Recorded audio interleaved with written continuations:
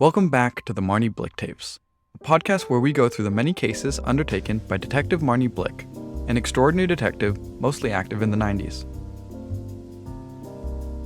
Marnie kept an incredibly detailed record of every case she took on. You'll be listening to those tape recordings, phone calls, logs, and notes. And why did Marnie record everything? Well, she had a terrible accident that left her paralyzed from the waist down. And after a small hiatus, she ended up hiring an assistant, Finn Graham, a former police sketch artist, who Marnie had worked with prior. She would send Finn out as her eyes and ears into the world, and he would then report back to her. And so that's what you'll be listening to, a retelling of a case that these two had been a part of.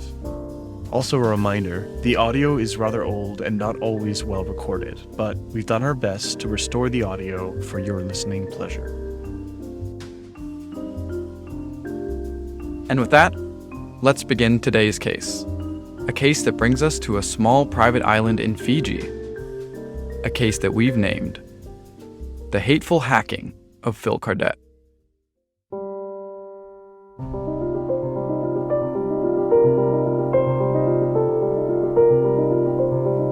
Heroes Isle was a reality game show that shot its first season in 1997. It was known to be the precursor to a show you may know, Survivor. It placed 16 contestants in two groups of 8 on a remote island. Each participant is given a machete and flint. They must survive by hunting, fishing, and building shelter, as well as building a sense of camaraderie. Every other day, there is a competition that usually involves survival skills like chopping down wood or making fire in unique ways. And as the show goes on, challenges get increasingly more and more difficult. If one of them wins, they would not be able to be voted off by their fellow contestants. There were also different items that can give you different powers or advantages for those challenges.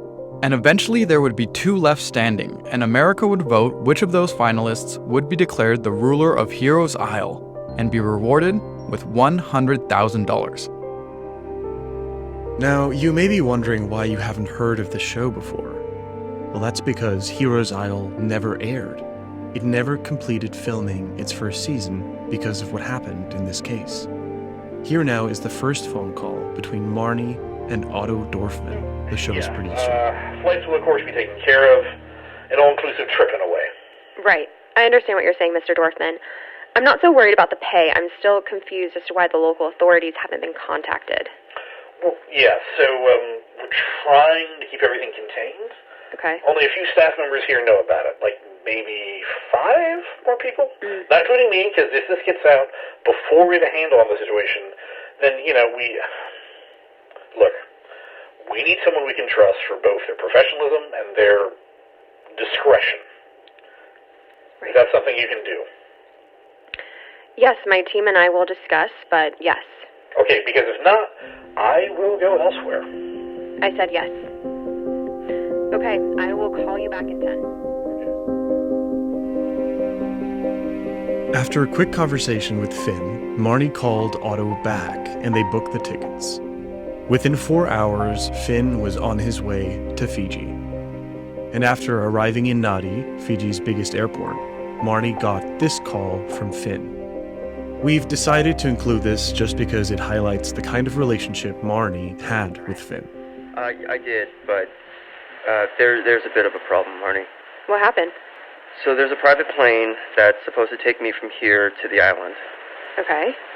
And I probably should have told you this before, but I'm extremely claustrophobic.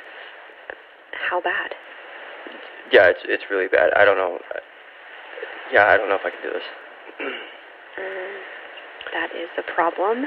It is. I'm so sorry, Marnie. It's just so small. Like, if it was bigger, it wouldn't be as much of an issue, but this thing is it's like a sardine box.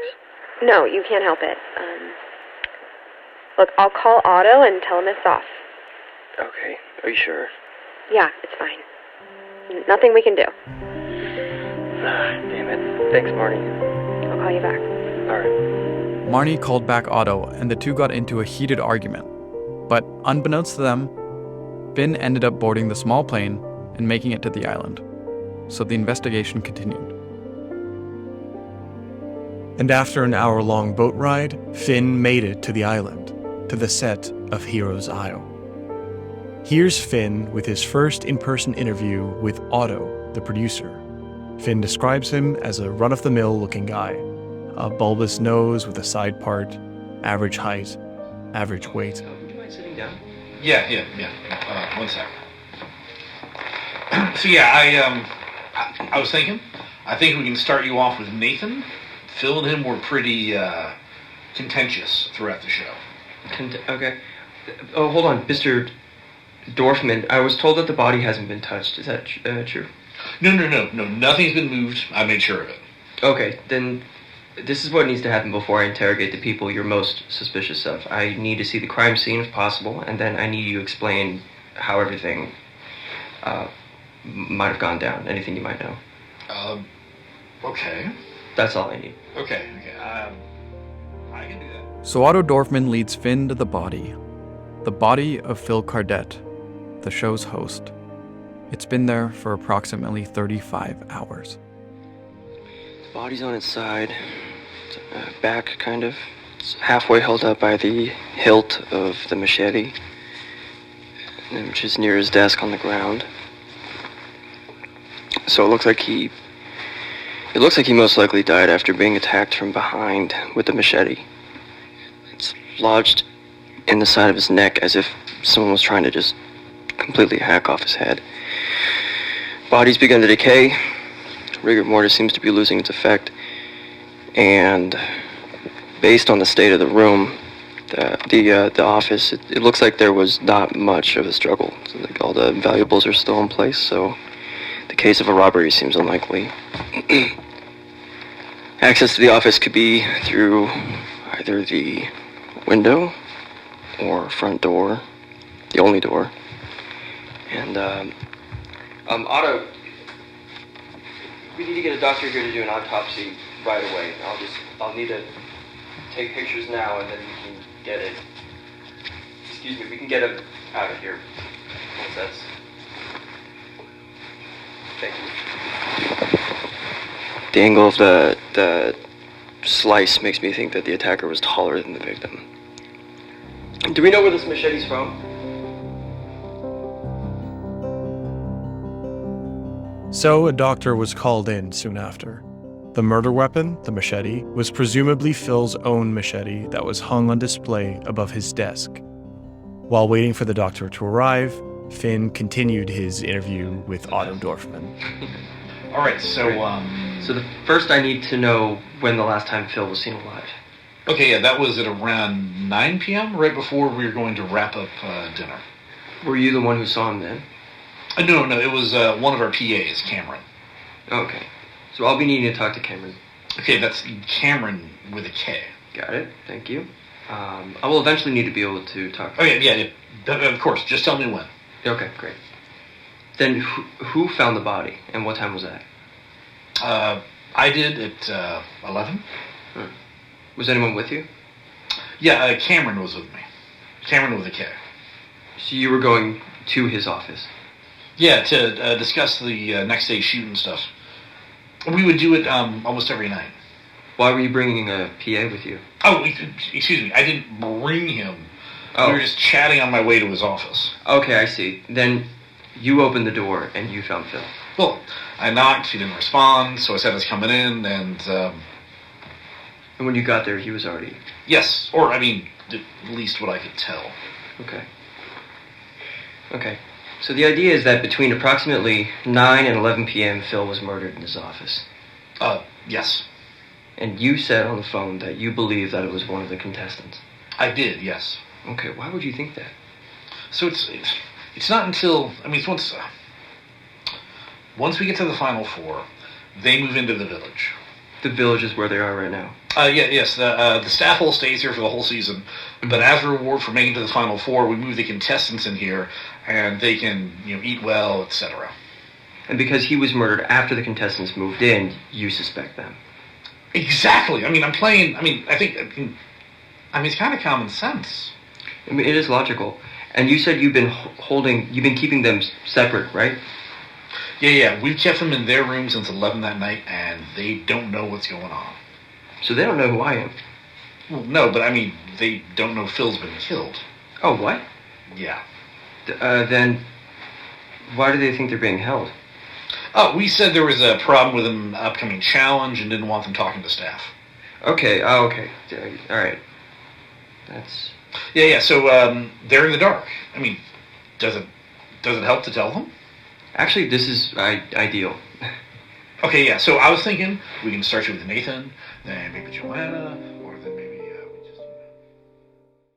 Nathan, Heather, Joanna, and Theodore were the final 4 of 16 contestants.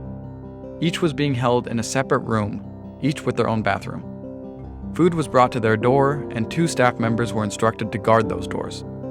Long story short, they had all been confined to their rooms for the past day and a half. Before Finn began his interviews, he called Marnie. Hi. Did you just get there? No, I got here a couple hours ago, but the phones were busy or down or something. Still, that took a while. How was the plane? Oh, I'm not gonna lie, that wasn't the best. But I am here, and that's all that matters. Well, good for you. It's not easy to face a fear. Nope. Okay, so catch me up. What's going on? So everything we read was true. From what I know, it looks like he was killed from behind. It's halfway through his neck. Like they tried to chop his head off when he was turned away. So everything was like Otto said? Yeah. I told him they should bring your doctor like you requested. Yeah, not a pretty sight, I'm sure. Yeah, parts of him were starting to turn purple. Sorry you had to see that. It's not my first dead body. Right. So they're holding each contestant in a room. They haven't left their room, and but they don't even know that Phil's dead. Right. Wait, did you know that already? Yeah, I told you. I don't think you told me that. I definitely did. You did?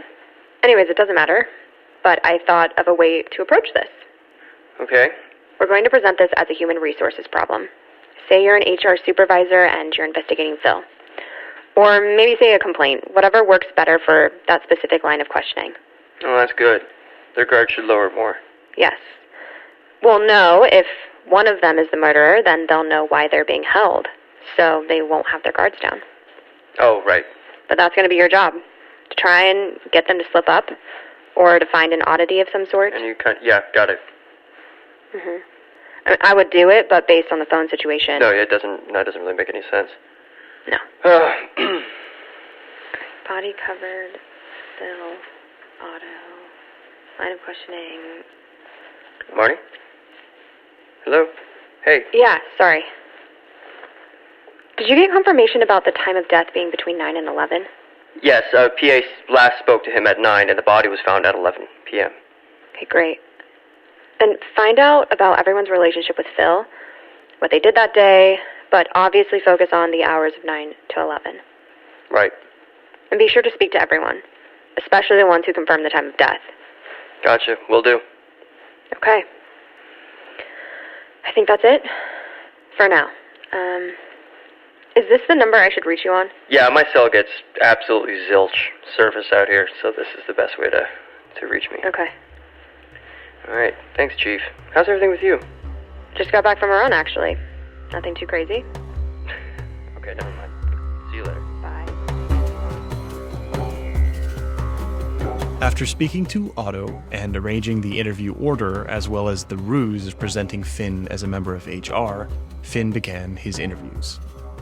First up was Nathan Bailey, a contestant from California.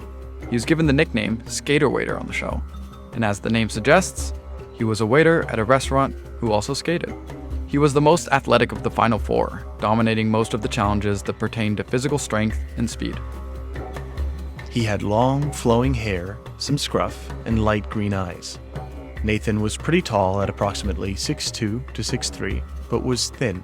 Not frail, but he wasn't hitting the gym and chugging protein shakes. Yeah, pretty good, you know. Final Four is pretty sick. Yeah, of course. Congratulations, by the way. But I was thinking more along the lines of your relationship with your fellow contestants, the staff. Yeah, I mean, everyone's pretty chill. That's strange, because, well, you see, from what I've been told, you had an altercation with Phil Cardett early on in the show. Oh, yeah, well, me and him don't really like each other.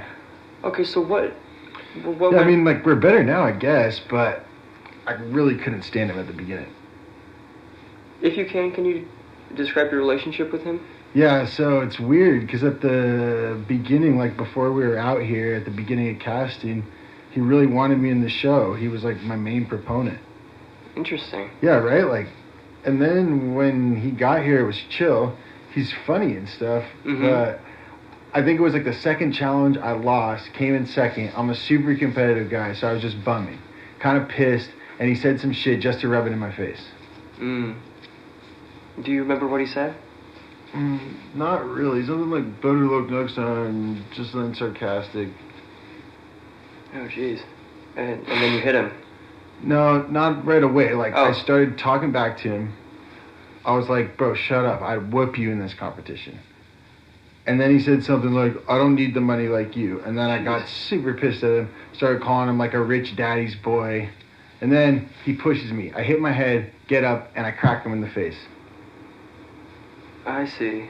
Yeah, not my proudest moment, but once I hit my head, I saw red. I understand. Were there any threats or legal repercussions? Nah, not legal repercussions, but if I wanted to stay on the show, I had to apologize to him. And did you? Yeah, I had to. It's a once-in-a-lifetime opportunity. So, yeah, I did. Oh. And since then, were there any other incidents that might have come up, or? Wait, am I the one who's being investigated or something? Well, what do you mean? I don't know, like, is this a way for me to stay on the show? Because I've done everything right since then, so... No, this is... I can't really get into specifics, but I'm just seeing what the dynamics between Phil and the contestants were. Okay. Anything you say will not affect your role in the competition. Okay, in that case, yeah, we've had some problems since then. You have? You and Phil? Yeah, he would make just some rude comments when passing by, or be sarcastic on challenges when it was my turn. That seems like a lot of animosity. Have you had a prior relationship with Phil? You mean like before the show? Yeah, prior. No, I met him on the first day I got here. Alright, then... So do you remember anything... Actually, wait. Do you mind explaining what happened 2 days ago? The day of when we got locked in our rooms, or the day before? The night that you were put into your rooms, exactly. Could you explain that day? Yeah, sure. So yeah, I got here, or we all got here. It was our first day in the village, so we were super psyched. I ate a bunch of food. I went in the shower, washed my hair, brushed my teeth, all that stuff, you know. And what about in the evening? Could you describe what went on then? And also, if you remember, could you tell me where everyone else was? Yeah. We all ate dinner at like 7-ish. Then I played pool with Heather for a while, like until I went to bed. Do you remember the time? Around when? Probably like 9:30-ish or something. Okay. And you went to bed around what time? Probably around midnight, I'd say. Okay, then. What about Phil with the other contestants? What was their relationship like? I don't know. He seems to like Joanna and Theo. Heather and him seem chill. Mm-hmm. I think it's just me he's got a problem with, really. Did you mean like all the contestants, like since day one? Yeah, if you could, just go over whatever Yeah, each one. now that you say it, I mean, him and Jeremy didn't get along too well. Could you be a little more specific? Up next was Heather Combs, an actress from California. She was only 19 years old and had signed up for the contest on a whim. At the time, she had a few credits, mainly just background work as an extra. She was also very athletic. She'd been on her high school softball team. Finn notes a beautiful face, full of freckles. She was also quite tall, at around 5'11", or 6 feet. She had red hair and a cute button nose. So you're from HR?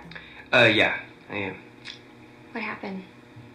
What's going on? Nothing as of yet. We're just checking in on a complaint that was made. Oh, Yeah. well, that's good to hear. I was worried for a second. Oh, why is that? While we're locked in our rooms and everything, I just thought maybe something happened. Did something happen that day to make you think that, or before you were told not to leave your room? No, well, Yeah, no, not that I can remember. Okay. I mean, it doesn't seem like that big of a leap, though. They lock us in our room for 2 days, and then we have a meeting with HR. I understand. Yeah. So, Whatever I can do to help, though. I mean, I'm totally willing to help. thank you. Appreciate it. So, I'm just gonna ask you a few questions, and if you could just answer them honestly, that would be a big help. I can do that. Perfect. All right. Well, let's start off with Phil Cardett. What was your relationship with him? We didn't speak too much. I guess it was normal. Okay. What about the other contestants? Did you see any abnormal conversations or behavior with them and Phil? Yeah. I guess, JoJo and Theo were a lot closer to Phil than I was. They joked a lot. Mm-hmm. And JoJo is, I'm assuming, Joanna, and Theo is Theodore? Yeah. Yeah, sorry. No, it's okay. So, what about with Nathan? Yeah. I guess they didn't really get along in the beginning, but they seem fine now. There was a physical altercation, right? Yeah, that's what I heard, but I wasn't there. Uh-huh. I just saw, like, security guards break it up. Got it. Yeah. So you didn't interact with Phil much? No, not really. Not one-on-one or anything. What about with the other contestants? Not just the final four, but the ones from before who were eliminated. I guess I saw him flirt with some of the girls. Mm-hmm. Did he ever make you feel uncomfortable? Not what he said to me, but, like, I did hear him say some kind of inappropriate things. Like what? Nothing too crazy, just, like nice ass or just being a little too touchy. Oh, okay. Thank you. Yeah. Okay. Can you take me over the events that occurred on the evening before you were told to stay in your room? Yeah, like starting in the morning? Yeah, we can start there. Or around dinner time, unless there's something that sticks out to you. Yeah. Well, I was watching the sunset from the lounge area with Theo the night before dinner. Mm-hmm. We were chatting about game plans and moving forward in the game, like how to move forward in the game. Mm. And then I went to my room real quick. I changed my clothes and I came to dinner. And right after that, we were done. So I played pool with Theo until late into the night. Theo? Oh, sorry, no, I meant Nathan. So this was right after dinner? Yeah, basically. Did anyone seem unusual at dinner? No, not that I recall. Okay. And where was everyone else after dinner? Well, Nathan was with me, obviously, playing pool. I believe JoJo went to the kitchen, and I don't know where Theo went. Maybe to watch TV or something. Mm-hmm. What time did you go to sleep that night? Roughly. Oh, I was exhausted, so, like, right after pool. I guess that was 11:30 or 12-ish? Okay. Okay. So this lockdown shouldn't be much longer. Just hang tight and... Okay. I mean, it's fine. It's... Yeah. This little room beats being out in the jungle, so... Oh, gosh. It's kind of an upgrade. Yeah, it really is. The third contestant Finn interviewed was Joanna Park. She stood at approximately 5'6", jet black hair, with a single red streak that fell just below her shoulders. She owned 2 restaurants in New Jersey and decided to go on the show to win the prize money and open a 3rd restaurant in either Los Angeles or New York. She was labeled as the flirt or charmer on the show and managed to get to the final 4 using her social skills rather than any physical abilities. In any way. Okay? Okay. So just be as free as possible. The more we know, the more thorough our investigation can be. Okay, I will. Great. Thank you. So what is this about? I can't really answer that, but basically there's been a complaint and we need to see the validity of that complaint. Essentially is what it is. Oh, okay. Yeah, so have you seen any, what we would call inappropriate behavior with anyone on the show? Inappropriate? No. Are you sure? I mean, inappropriate's the wrong word, right?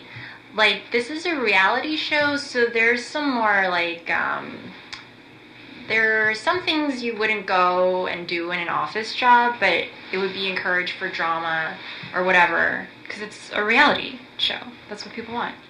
Yeah. Can you name some examples? I mean, I'm sure you've heard about it. I'm sure you've heard about all of it. Nothing's irrelevant. Whatever you can tell us is helpful. Just assume I know absolutely nothing. Oh, okay, no problem, officer. No, I'm not an officer. I'm just from HR. Sorry. Oh, no. It's okay. What was your name again? Oh, it's Finn. What I was saying was that basically... Okay, so let me start over. So the incident I was thinking of was between Nathan and Phil. Nathan's one of the contestants. I'm sure you'll speak with him. So he and Phil, they got in a little tussle earlier on, and it was right at the beginning. And normally that'd be super unprofessional, but it makes for really good TV. I understand. So on that note, how was your relationship with Phil? It was good. I mean, it was good. It was fine. Could you elaborate further? Did you spend any extra time with him while you were at camp, or maybe after you moved into the village, or? Yeah, I mean, we all spent time with each other and him. Maybe some one-on-one time, or? If you're suggesting what I think you're trying to say, then no way in hell. That's a very strong response. Not really. I'm just saying, we never did anything. Our relationship was platonic. Yes, got it. So no one-on-one. Well, no, we did go and talk for a while alone. When was this? Or was this an everyday occurrence? No, it wasn't an everyday thing, or it was just, the day of, or I think it was 2 days ago. The day before they put us on lockdown. And what did you do? Well, Phil and I just were talking about food. I'm a chef, and he really loves food. How long and what time? Maybe an hour or two before dinner. And what about after dinner? Roughly. Oh. So it was an early night, so I just went... Oh, wait, no. So I was talking with the chefs for an hour after we had dinner, and then I went to bed. So that would put you in bed at around, let's say, 9? Well, yeah, I guess I just watched some TV, and then I went to bed and slept till the morning.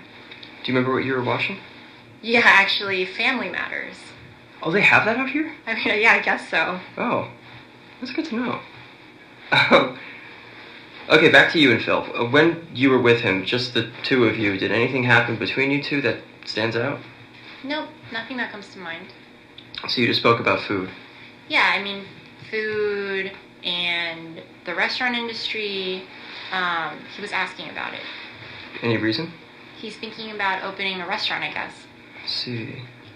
Why? Oh, I was just wondering. Oh.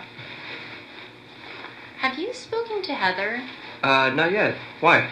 Oh, I was just wondering, what she said. Well, I wouldn't be at liberty to share that, but we will be talking to her next. Okay, gotcha. Speaking of Heather, were you aware of what the other contestants were doing before you went to bed? No. I can't remember. Or maybe you saw them, playing pool, or going into their room, or anything? Yeah, I assumed they were all in their rooms. Okay. And so after 9 o'clock, you never left your room? Yeah, and I still haven't. It's crazy. Jeez. You don't like it in here? I mean, it beats being at camp, but I would rather be in the pool here, right? No, I get it. So, are you going to be staying at the village? Yeah. Okay, well, maybe we can hang out by the pool when they give me my food back. Sure.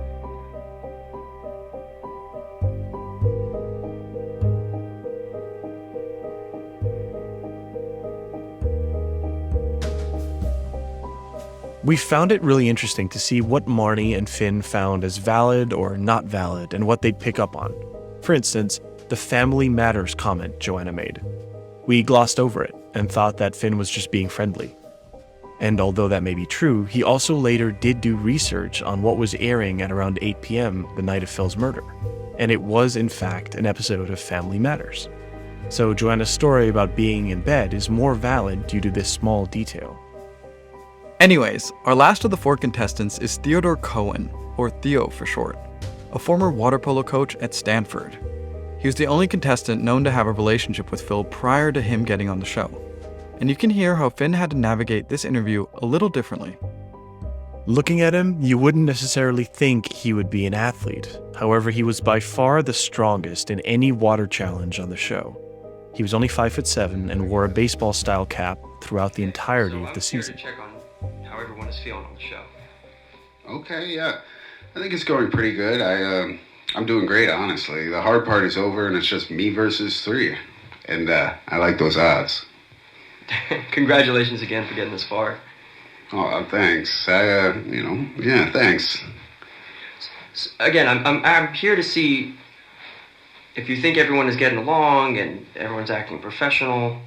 Yeah, I mean, everyone's totally pulling their weight, and keeping everything professional, as you said. That's interesting you say that, because a common complaint a common incident people brought up was the fight between Phil and Nathan. Oh, that. Yeah, I mean, it happened at the beginning, but Nathan was way out of line. Kid has a temper. He's just red, you know? Someone sometimes needs to check him. Phil's the one who started it, though, right? Oh, no. Oh. Phil, he said something and the kid kind of flipped out. It was totally his right to do that. Phil's right. Oh, okay. You said Nathan has... I'm sorry, would you say that Nathan has rage issues? Yes, I would.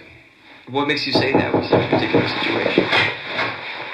Excuse me, we gotta get you all out of here. Leave everything, there's a storm coming, and we need to move. Oh, is it that bad? Could be, we gotta go now. Oh, yeah. Okay. Oh, sure. Okay. Turn this off real quick.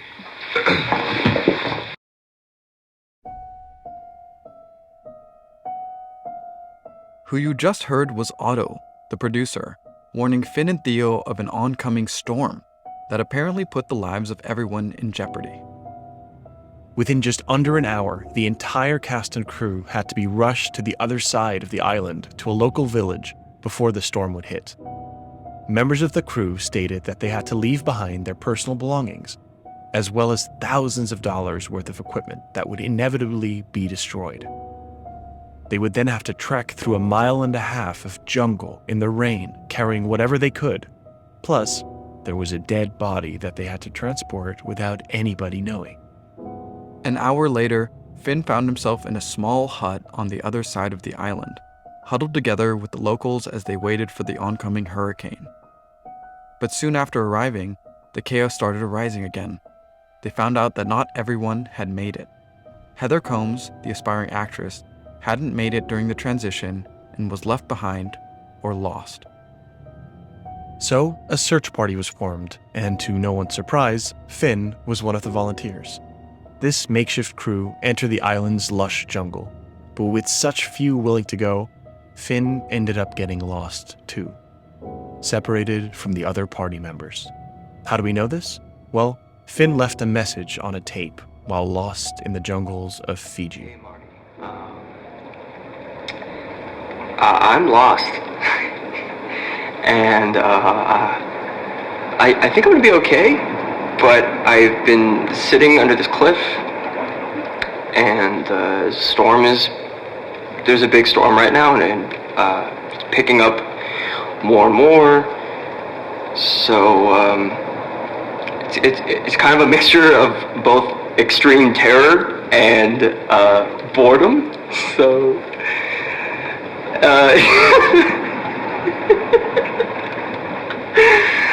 oh God. Anyway, I don't think this is like the end or anything, but it's like not good.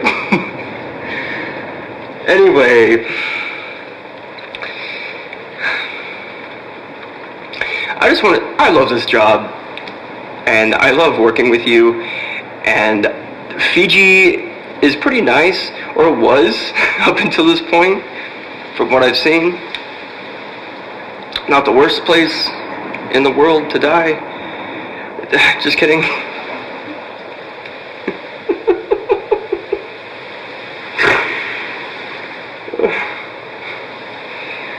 Did not think I'd end up here.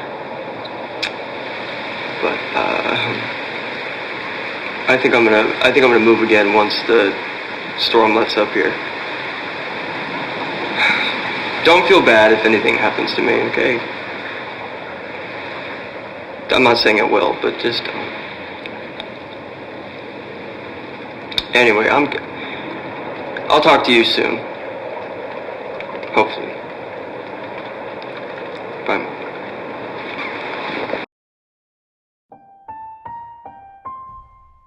And that's where we'll end part 1 of the hateful hacking of Phil Cardett.